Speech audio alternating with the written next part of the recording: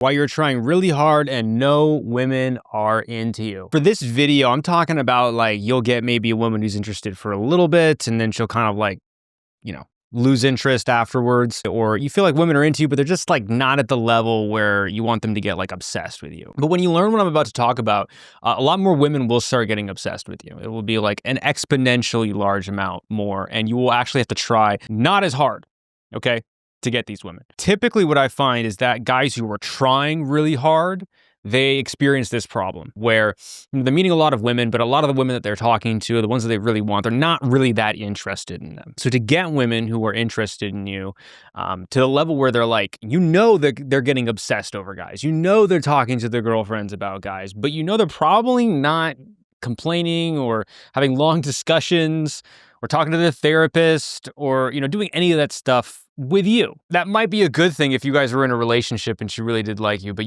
she doesn't really feel that way about you. So what I'm talking about here is something that I went through in my own life. So, when I was in my early 20s, I really wanted to figure out like how to do well with women, how to be an attractive guy. I felt like I wasn't really accepted in school. I felt like I was a guy who was tossed to the side, both in high school and in college. A lot of the girls that I liked didn't want to get with me. They wanted to get with my friends or somebody else who I was like, why would you want to get with that? Like, I'm a way better option. So I got frustrated by this. And so I wanted to figure out, what was it about me that was like not really attractive to women. So it took me a long time to figure this out. And I started going out really, really hard. I was going out like 4 or 5 nights a week. So when you're going out, you're approaching a lot of different women. You're having conversations with them. You're trying to get them to come home with you. You're trying to get them to like you or whatever. And the more I did this, the more frustrated I got. And what I noticed was that like sometimes if I pushed it really hard, like just by being there and putting in effort, like I would get some girls to come home with me. They weren't really the girls that I liked. And I wouldn't get dates with the women that I was really interested in. Or if I did get a date, it would be kind of like a one-off thing. And then, she would ghost me. And then, I would see her dating somebody else like in 3 weeks or something like that. But once I learned this, once I got it down,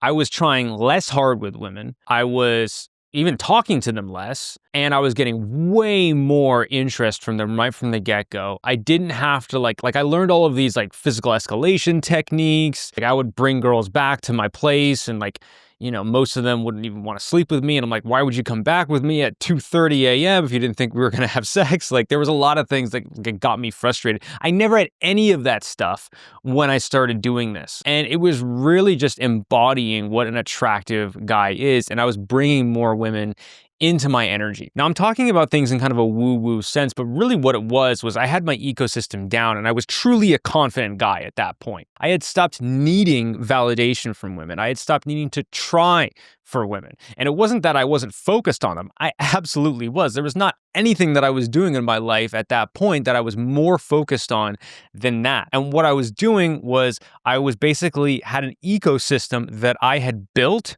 that served and worked for me. And I was more concerned about maintaining and keeping that ecosystem than I was on any individual woman. So to give you an example, one time I was out and I talked to like pretty much every single girl at the party. And I come back to my buddy and he didn't move from his position at all. And he has a really, really hot chick who's talking to him. And I was frustrated because none of the girls that I talked to really wanted to like hang out with me or spend time with me. Now, every time I tried or was going over to them, I noticed that I wasn't getting as much interest as if I kind of hung out and got them to come to me. Now, it's hard to do this when you don't have any friends, you don't have anything or a reason for them to turn over. So once I built up my social circle, meaning I had a good group of guys that I was going out with, I had female friends as well too that I used to go out with. So I would get what's called pre-selection. I would get a lot of these things or assumed pre-selection sometimes because just my demeanor was pretty laid back. I was genuinely having a good time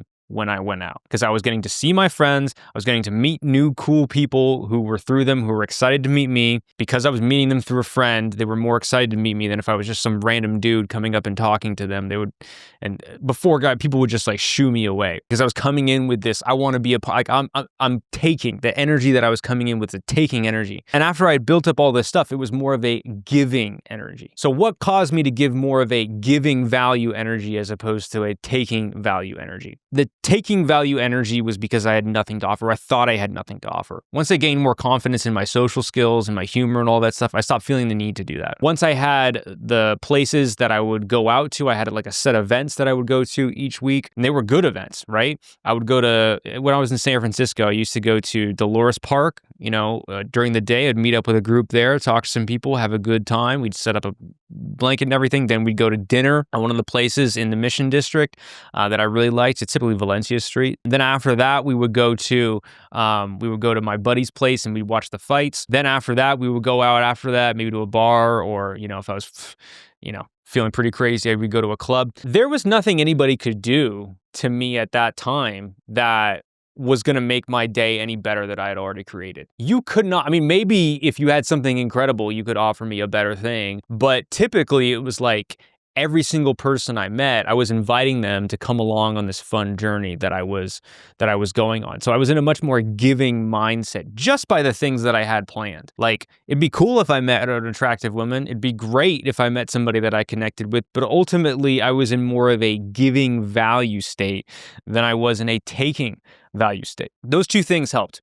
My social skills improving helped. Me having events, me having a social circle, those things really helped me get out of a state where I was always trying for people. I didn't need to try anymore because I already had an ecosystem that was built up. Now, you'll hear a lot of dating coaches out there talk about not trying with women and getting results. And you'll hear them say this, and they talk about it in like vague terms and, how things work and why things work. You have to build up an ecosystem. You have to build something up that your brain can say, hey, I don't need any new things in here. I'm pretty much good. If somebody wants to come into my circle, they better be freaking awesome. They better be providing value. They better be someone who's worth bringing in. Now, this could be a woman that you're very, very attracted to. You can get a lot of happiness, fun, sex, whatever it is you want from them. This could be somebody like a guy who, maybe is going to introduce you to a lot of cool people, maybe knows about other fun events, or maybe someone who's going to help you out with your career. I meet tons of guys who work in my industry, who I learn from, who I see what they're doing, who I network with, and they can hook me up with guys who can help me out with stuff. That's something that I gained from my circle now, but I never had that when I first started. I was always trying for other people. So what I would recommend that you do, if you're watching this video and you're wondering what is this secret sauce that gets women to come in, it's you've built up your ecosystem. You've built up your social skills. You've built up the thing that when she comes in, she sees you as like a really valuable person. Some guys, the ecosystem they built up doesn't really help them. You want to be the guy that people are actually going to hang around you. They're wondering what you're up to. And the way to get that is to build a life that people want to be a part of. And it should be something that you enjoy. When you're having the most fun, that's when you're the most attractive. When you're doing fun things, you're going to do them naturally. You're not going to need to work for them. You're not going to need to have that extra conversation. You're not going to need to stress about that extra text message you send.